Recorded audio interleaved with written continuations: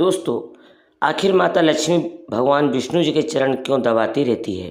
मित्रों, आपने हमेशा यह देखा होगा कि धन की देवी लक्ष्मी अपने पति परमेश्वर भगवान विष्णु के चरणों को दबाते रहती हैं। यह दृश्य हरि भक्त भगवान की तस्वीरों में देखा गया है।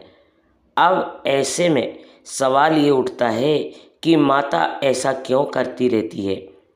नमस्कार दोस्तों, एक बार फिर शास्त्रों में यह तस्वीरों में देखा गया है कि देवी लक्ष्मी भगवान नारायण के चरणों में बैठकर उनके पैर दबाती हैं। इसकी पीछे भी एक पौराणिक कथा है जिसका वर्णन हम करने जा रहे हैं। एक बार की बात है, नारद जी ने देवी लक्ष्मी से पूछा कि वो हमेशा विष्णु जी के पैर क्यों दबाती है, जिसके उत्तर में माता लक्ष्मी ने कहा कि चाहे मनुष्य हो या फिर देवी देवता, ग्रहों के प्रभाव से कोई बचा नहीं जा सकता। एक और जहाँ महिलाओं के हाथ में देवगुरु बृहस्पति का वास होता है, तो वहीं दूसरी ओर पुरुषों के पैर में दैत्य गुरु शुक्राचार्य का। ऐसे में जब कोई महिला पुरुष के चरण दबाती है तो देव और दानव का मिलन होता है तथा इससे धन लाभ का योग बनता है। यही वजह है कि मैं हमेशा श्री हरि के चरण दबाती रहती हूँ। पुराने माने तो देवी लक्ष्मी को श्री हरि ने अपनी पुरुषार्थ के बल पर ही अपने बस में रखा था, जो हमेशा सभी के कल्याण का भाव रखते हैं। जो माता लक्ष्मी भगवान विष्णु के पास है वो धन तथा संपत्ति है, क्योंकि श्री नारायण इन उचित उपयोग जानते हैं।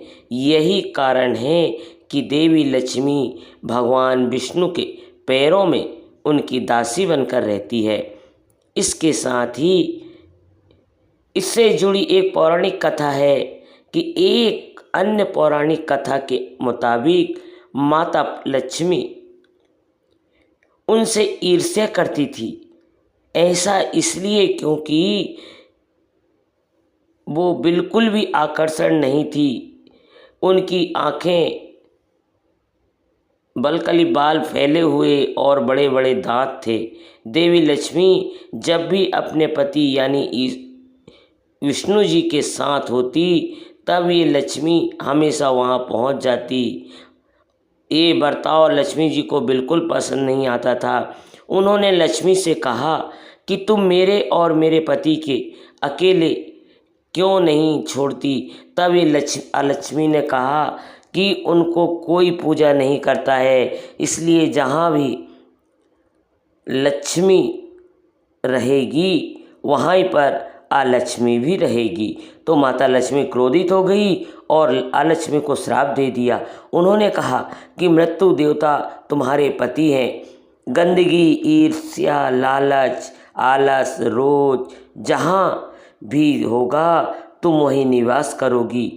ऐसे में माता लक्ष्मी हमेशा ही अपने पति के चरणों को गंदगी दूर करती रहती है, जिससे अलक्ष्मी में कभी भी उनके पास ना आए। जैसा कि कहा जाता है कि सौभाग्य और दुर्भाग्य एक साथ चलते हैं। ऐसे में दुर्भाग्य बहुत बार आपके जीवन में आने का मौका ढूंढता रहता है। इसी तरह लक्ष्मी भी घर के बाहर बैठकर अलक्ष्मी के जाने की प्रतीक्षा करती है। जहाँ पर गंदगी, लालच और ईर्ष्या होती है, वहाँ पर कलह है और क्लेश का वातावरण बन जाता है। यदि आपको यह संकेत मिलते हैं तो समझ जाइए कि घर में अलक्ष्मी आ चुकी है। ऐसे में लोगों को माता लक्ष्मी की पूजा निरंतर करते रहना चाहिए, जिससे लक्ष्मी घर में प्रवेश कर सके और अलक्ष्मी का प्रवेश ना हो। आखिर क्यों शेषनाग पर लेटे रहते हैं भगवान विष्णु? अपने प्रभु विष्णु के चित्र में उन्हें श्री शेष क्षीर सागर में शेषनाग की सैया पर लेटा हुआ देखा होगा। इस चित्र में श्री विष्णु बिल्कुल शांत मुद्रा में आराम से लेटे रहते हैं। श्री हरि को शास्त्रों में जगत का पालनहार कहा गया है। उन्हें जगत पिता के नाम से भी जाना जाता है। दरअसल भगवान विष्णु का यह बेहद शांत स्वरूप लोगों को बुरे समय में संयम और धीरज रखने और परेशानियों को नियंत्रित करने की प्रेरणा देता है। विष्णु जी जो पूरी सृष्टि के संचालक है, वो नाग पर निश्चित होकर विश्राम करते हैं। ऐसे में वो चिंतन करते हुए नजर आते हैं, मानव संसार में हो रही सारी समस्याओं का समाधान खोज रहे हो। उन तस्वीरों में क्षीर सागर का सुख का प्रतीक माना गया है और शेषनाग को काल यानी दुख का प्रतीक माना गया है। ऐसे में भगवान नारायण का यह स्वरूप काल दुख के मुसीबत और मुक्ति से मुक्त होकर इस परिस्थिति में संभव की स्थिति में रहने को प्रेरित करता है।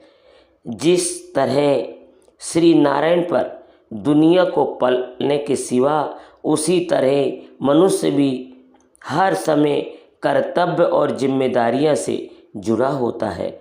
इनमें पारिवारिक, सामाजिक तथा आर्थिक तीनों ही कार्य होते हैं।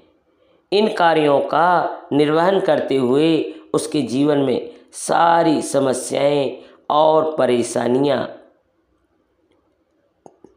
की तरह इंसान को बुरी तरह प्रभावित करते हैं और वह इनके कारण टूट जाता है। ऐसे में उसे श्रीहरि प्रतिमा को देखकर प्रेरणा लेना चाहिए कि किस तरह वो विपरीत हालातों में भी शांत स्थिति में निर्भय तथा निश्चित रूप से अपने धर्म का पालन कर रहे हैं।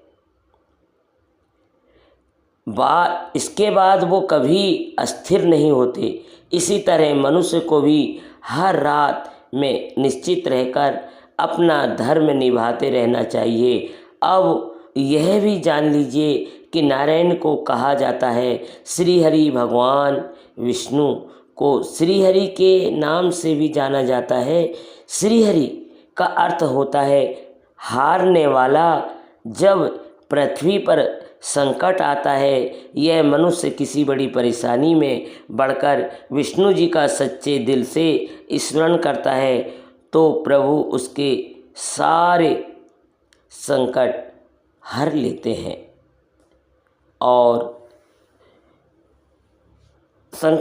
लेते हैं भगवान विष्णु हमेशा अपने भक्तों की रक्षा करते हैं।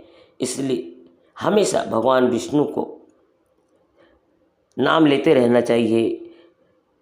कुछ बातें अगर हम आपको पहले से किसी भी बात की जानकारी थी तो कमेंट में ज़रूर बताएं। आज के इस वीडियो में इतना ही। उम्मीद करते हैं हमारी वीडियो के ज़रिए आपको कोई सवालों के जवाब मिल गए होंगे। अगर ये वीडियो आपको पसंद आई हो तो इसे लाइक और शेयर ज़रूर कीजिए। अगर आपने हमारे चैनल को सब्सक्राइब नहीं किया तो ज़रूर कीजिए। दोस्तों, अब आप हमारे सभी वीडियो भी देख सकते हैं, जिसके लिए आपको हमारे YouTube चैनल पर लाइक और सब्सक्राइब करना पड़ेगा। धन्यवाद दोस्तों।